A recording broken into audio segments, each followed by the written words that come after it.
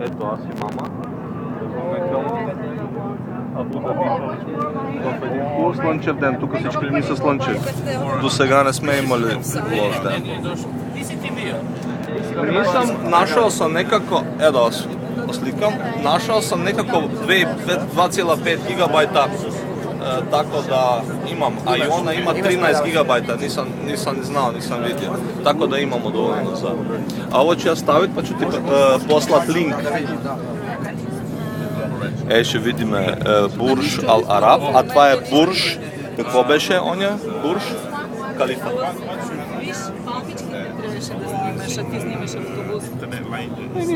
Пътища широки и жива ограда, за да скрие отзад пустинята.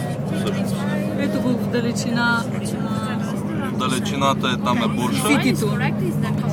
Има много такива. Отиваме да видим, как се казваше, отивам да видим Шехерезада, джамията на Шехерезада. Какво е това? Ще го видим там. Айде, за начало стига толкова. Работи се много, приготвят се за посрещане на световното изложение Експо 2020 година. Правят метро, изидат като глама. Браво. Тук сме снимали, тия къщи ги снимали. Тук си е била пустиня, тук виж една върба. Ето ги къщите. Ама това е ново ненаселено. Да видим нашия хотел, така се вижда. Ето го Буржа в далечина. Отзаде далечина. Ето го нашия хотел.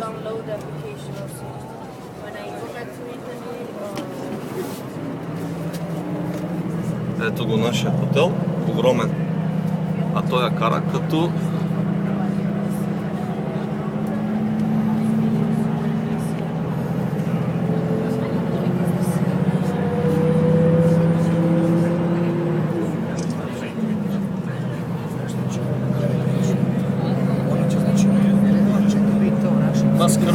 да, от хотела će biti najverovatnije jako brzo.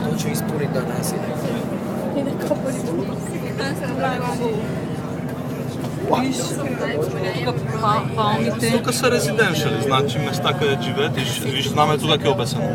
Тяхното. Да. Зелено, бяло, черно. Зелено, бяло и виолетово и с някаква червена ивица.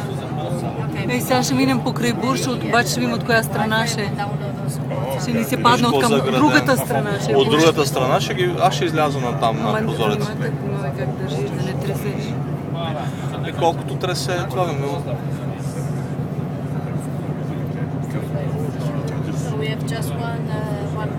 Защо не вземе да му помолиш да кара по-бавно?